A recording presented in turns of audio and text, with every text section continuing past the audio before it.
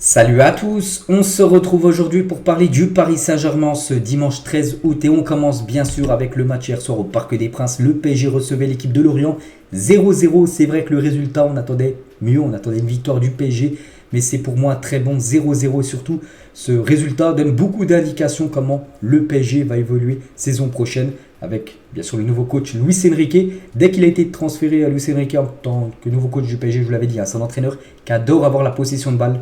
Ça s'est ressenti hier, bien sûr, vu que le PSG a été impressionnant. Possession de balle. Bon, après, il y a eu des tirs, tout ça. Le PSG a totalement dominé l'équipe de Lorient. Regardez quand même les statistiques. Après, c'est vrai que le PSG, avec ses grosses dominations, mais c'est une domination stérile vu qu'il n'y a pas eu de but inscrit. N'oubliez pas que c'est seulement le premier match. Il faut laisser le temps au temps pour que tout se fasse. Et vous allez voir en plus peut-être avec des autres joueurs. Ils seront complétés dans l'équipe. Vous allez voir qu'après, avec des stats comme ça, le PSG, par exemple, un autre adversaire, voilà, ça pourra faire du 3, 4, 5, 6, 0, des résultats comme ça, avec des stats comme ça. Donc, pas d'inquiétude, vraiment. Moi, je suis très content de la première du PSG, même si, bien sûr, on aurait préféré la victoire. Donc, 78% de possession de balle sur l'ensemble du match. Je ne sais pas si c'était déjà arrivé du côté de Paris, ces dernières années. Donc, 20 tirs au but, 4 tirs cadrés seulement. C'est pauvre, ce qui veut dire qu'il y a eu quand même 16 frappes hors cadre. Il faut un petit peu être un peu plus précis. Et regardez la stat tout en bas. Je ne sais pas si vous la voyez, je vais la mettre comme ça. Donc, le nombre total de passes, 1001 passes du côté de Paris. Le PSG a dépassé la barre des 1000 passes et c'est jamais arrivé dans l'histoire de la Liga depuis que Optagent, c'est un site qui donne plein de données sur le football. Et depuis qu'ils font des données sur le foot, jamais une équipe de Liga avait dépassé la barre des 1000 passes lors d'une rencontre. Chose faite hier avec le PSG pour la première de Luis Enrique. Donc voilà, on sent vraiment la patte Luis Enrique actuellement du côté du groupe parisien. Luis Enrique, en conférence de presse, on veut savoir son ressenti par rapport à ce premier match. J'ai des sentiments mitigés. J'ai apprécié l'attitude des joueurs en deuxième période. La défense était très bien. L'attaque, il y avait des choses à modifier. On verra souvent des défenses comme cela face à nous, des défenses, on peut dire, bloc bas, vu que le PSG maintenant c'est monopole du ballon, tout ça. Donc voilà, le match hier, ça sera souvent le même genre de match, on va dire, en Ligue 1 pour cette nouvelle saison.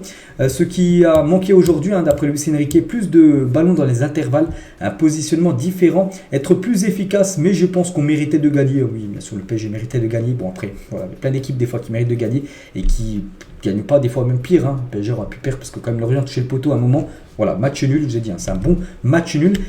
Toujours avec Lucho sur les blocs bas. Ce que va souvent affronter le PSG, on peut dire dans le futur. Je n'ai pas peur des blocs bas. J'ai connu ça par le passé parce que quand c'était le coach du Barça à l'époque, lui aussi il avait cette philosophie de possession. Il jouait aussi contre des blocs bas, puis ça passait. Donc il a dit on va s'habituer tout simplement à déjouer ces blocs bas, ces blocs compacts. Les autres équipes, ça ne sera pas un problème. Voilà pour Luis Enrique. Toujours avec lui, c'est compliqué d'être patient avec de tels supporters. Nous les avons déçus ce soir parce qu'il n'y a pas eu la victoire. Mais leur soutien était impressionnant vu que le parc était à guichet fermé. Il y avait une magnifique ambiance hier pour le premier match à la maison. Il parle aussi des gardiens de but. On a 3 très bons gardiens avec des profils différents. Le mercato est ouvert. On va tirer profit de ce qu'on a. C'est qu'il y a Donnarumma, Arnaud Tenas et il y a aussi comment il s'appelle, Keylor Navas bien évidemment, qui devrait être vendu bien évidemment. Keylor Navas et aussi Sergio Rico, Rico bien sûr toujours en rétablissement, lui envoie bien évidemment beaucoup de force. Lucho sur le Ugarte, il a dit il a été merveilleux avec et sans ballon, il a récupéré des ballons, un très bon pressing. Ça 10 sur 10 en gros, le match de Ugarte pour Luis Enrique. Et c'est vrai que pour revenir sur la possession de balle, donc je vous ai dit 78% sur l'ensemble du match, mais 97% au bout de 10 minutes de jeu. Je ne sais pas si vous vous rendez compte, c'est-à-dire que l'équipe de Lorient a peut-être touché le ballon 1 ou 2 fois, c'est tout. Et le reste du temps, en 10 minutes, c'est le PSG qui a touché le ballon. Là, ça a été impressionnant. Quand ils ont montré ça à la télé, vraiment tout le monde a été sous le choc, on peut dire. Et pour revenir les gars sur Ugarte, au micro de Canal+, je suis très content du rendement de l'équipe mais triste du résultat, donc appel à la victoire. Je me suis senti très bien dans ce match mais on n'a pas gagné, c'est dommage, mais bon voilà, c'est encourageant on peut dire. Ce match nul. Gonzalo Ramos pour Canal+, l'adversaire défendait très bien, nous avons fait notre maximum mais nous n'avons pas pu marquer ce soir malheureusement. Bon, ça va venir très prochainement on l'espère. Danilo Pereira qui avait commencé titulaire avec le brassard de capitaine, il a remplacé Marquinhos. Nous n'avons pas débuté la saison de la façon dont on le souhaitait, mais ce n'est que la première journée. On va continuer à travailler chaque jour pour s'améliorer et retrouver des résultats et de performances dignes bien sûr du Paris Saint-Germain. Et tiens, pour vous montrer aussi les notes du journal L'équipe par rapport aux deux teams hier, mais nous on regarde surtout côté PSG. Donc, bon, tout le monde a. Non, à part Gonzalo Ramos qui a une note de 4 sur 10, match insuffisant de sa part. Bon, après, c'est sa première. En plus, il arrive au club. Il a seulement 3 jours d'entraînement du côté de Paris. Il faut lui laisser, bien sûr, du temps aux jeunes portugais. Sinon, Asensio 6, Ugarte 6, Skriniar 6 ou même Hakimi 6, c'est ceux qui ont eu la plus haute note. Sinon, il y a eu pas mal de 5. Voilà, tout le monde a eu. Enfin, c'est tous un match moyen, on va dire, parce qu'on sait que le PSG peut faire beaucoup mieux en termes de match, mais bon, voilà, comme je dis, c'est un match encourageant. Et le gardien de Lorient, Mvogo, qui a eu 7 sur 10, c'est-à-dire qu'il a fait une belle partie lui, parce qu'il a fait quelques arrêts. Donc il a dit, on a souffert, Paris était oppressant. On est une équipe qui aime bien développer le jeu, cette équipe de Lorient, et là c'était impossible. J'ai cru qu'ils étaient un joueur de plus. C'est vrai que le PSG était impressionnant, comme je dis, à possession de balle. Et voilà, donc du côté de Lorient, il pensait que le PSG il jouait à 12 contre 11 hier lors de cette rencontre. La une du journal L'équipe aujourd'hui, Paris, toujours en chantier, c'est vrai, je vous l'ai dit. C'est le premier match, c'est pas la victoire, c'est en chantier, il faut laisser. Voilà. Luis Enrique ne peut pas faire ce qu'il veut du PSG en seulement 3 semaines. Il faut laisser, c'est en mois qu'il faut parler, bien évidemment, et en espérant que le projet Luis Enrique, ça se porte sur plusieurs années et non sur une année, parce qu'on sait que souvent, des fois, les entraîneurs du PSG restent seulement un an. Le bilan du PSG sur les 10 derniers matchs au Parc, c'est vrai que c'est pas ouf, si on prend la fin de saison dernière, et là, ce match qui n'est pas gagné au Parc, ça fait seulement 5 victoires sur les 10 derniers matchs à domicile, c'est pas ouf, seulement 50% de victoires, 4 défaites et un match nul, le match hier contre Lorient. Le Cup adresse une banderole à destination de Lucas Hernandez. On fait tous des erreurs, naître à Marseille en est une. Donc après, il a été encouragé, vraiment, Lucas Hernandez. On n'a pas fait un immense match non plus, mais il a fait le match qu'il fallait, un peu comme le reste de ses coéquipiers. Donc voilà, bien sûr, il n'a pas reçu de sifflet, malgré on sait, son amour qu'il a porté à Marseille, on peut dire, les dernières années. Kangini est déjà très apprécié au Parc des Princes. C'est vrai qu'on a vu pas mal de maillots. Moi, je vous ai dit, j'ai regardé le match entier, donc pas mal de maillots et aussi pas mal de drapeaux de la Corée dans les tribunes.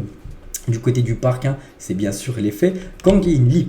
Mbappé était aussi en tribune, les gars, avec Ousmane Dembélé. On en parlera tout à l'heure, les gars, de Kylian Mbappé, parce que très bonne nouvelle, on peut dire, avec Mbappé. On va en parler dans quelques instants, mais on va parler de Dembélé qui est avec Kylian Mbappé, parce que Dembélé, et c'est officiel, parce que hier quand j'ai fait la vidéo, c'était pas encore officiel, ça y est, c'est fait, les gars.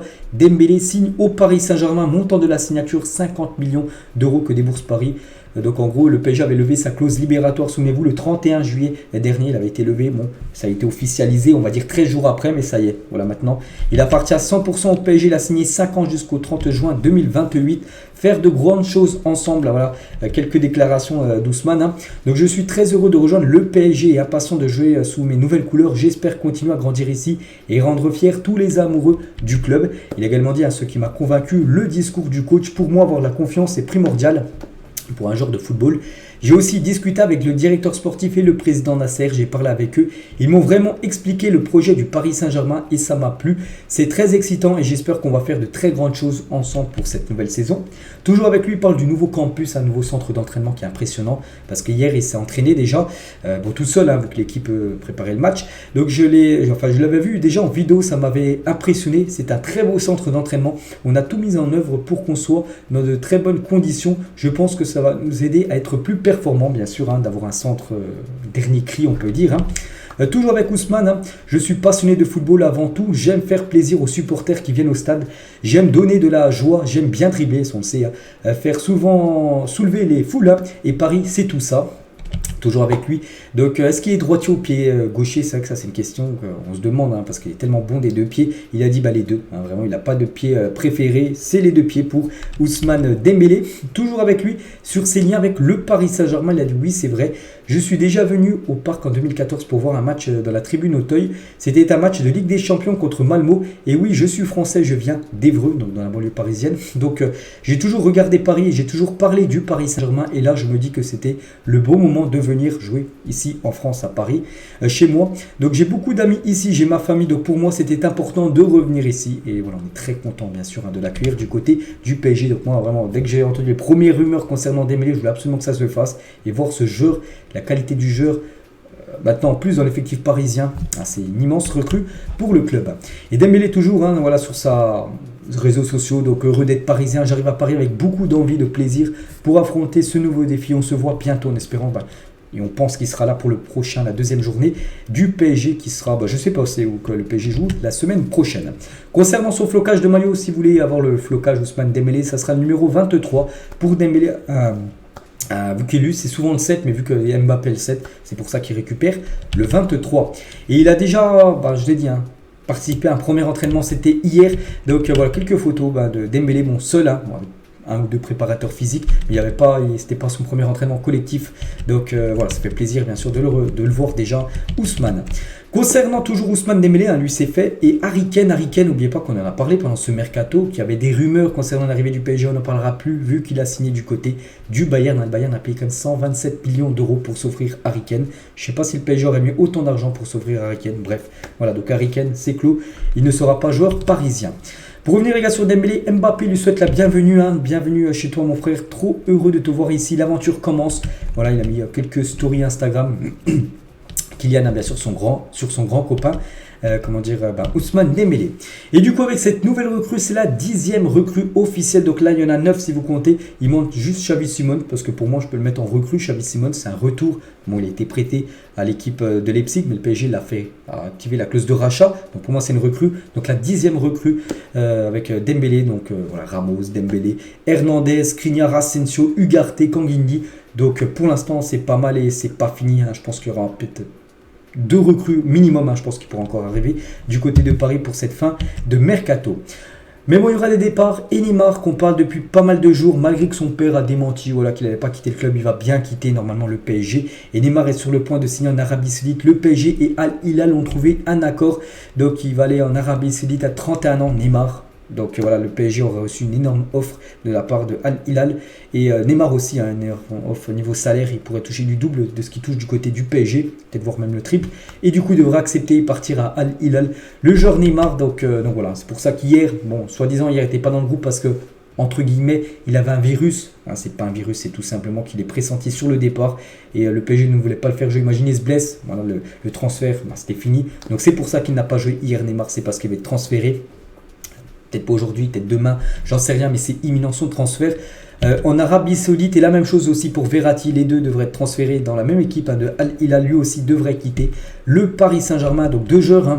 Donc Neymar, lui, ça faisait 6 ans, il arrive en 2017, et Verratti, lui, ça faisait plus de 10 ans qu'il est au club. Les deux devraient quitter l'équipe de Paris, c'est quand même 2 légendes, pour moi c'est 2 légendes bien sûr, de l'équipe qui devrait aller ailleurs. Donc la fin d'une ère bien sûr avec les départs certains de Neymar et Marco Verratti. Et on finit les gars avec Kylian Mbappé et ça a énormément bougé concernant Mbappé. Donc Mbappé, la direction parisienne a repris des discussions afin de calmer les relations. Et Mbappé quitte le loft, quitte le groupe des indésirables et réintègre le groupe pro. C'est officiel, Il réintègre le groupe numéro 1 du PSG ce matin à l'entraînement, parce que ce matin il y avait entraînement.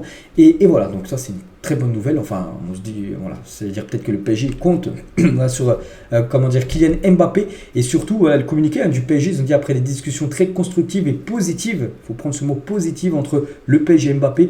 Donc si on pense à positif, c'est-à-dire peut-être qu'il accepte peut-être soit d'être vendu, ou soit peut-être de, pourquoi pas, rester au PSG, mais que le PSG prolonge son contrat, mais en mettant bien sûr une clause qui devait quitter le PSG l'année prochaine. Mais comme ça, le PSG récupérerait de l'argent. Voilà.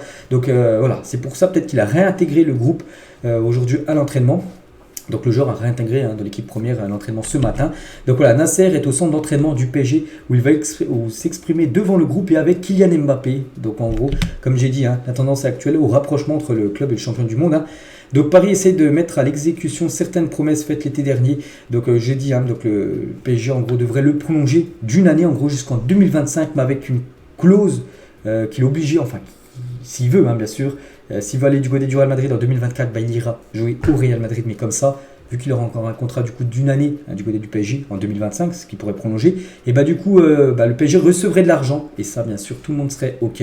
Donc voilà, concernant Mbappé, bon pour l'instant c'est seulement des rumeurs, mais voilà, on a l'impression que là c'est un virage à quasiment 360 degrés, et c'est peut-être très bonne nouvelle parce que bien sûr du côté de Paris, vaut mieux le conserver, Kylian Mbappé. Moi je voulais qu'il parte parce que s'il venait à pas prolonger, mais s'il prolonge bien sûr, voilà, il faut le garder après, comme j'ai dit, ce serait seulement un an Et puis il quitterait le club pour aller au Real Madrid parce qu'on sait que c'est son rêve. Donc voilà, c'est ce qui se dit actuellement. Donc voilà, on a hâte de savoir un peu plus. Et on finit aussi avec ce que j'ai oublié de dire, c'est qu'aujourd'hui on est le 13 août et c'est l'anniversaire de Kimpembe qui fête aujourd'hui ses 28 ans. On lui souhaite bien évidemment un joyeux anniversaire, on lui souhaite toujours un bon rétablissement. Et on finit avec ça, j'espère que ça vous a plu cet épisode. Donc on se retrouve demain en espérant des bonnes nouvelles concernant Kylian. Et moi je vous laisse, bonne journée à vous et à demain.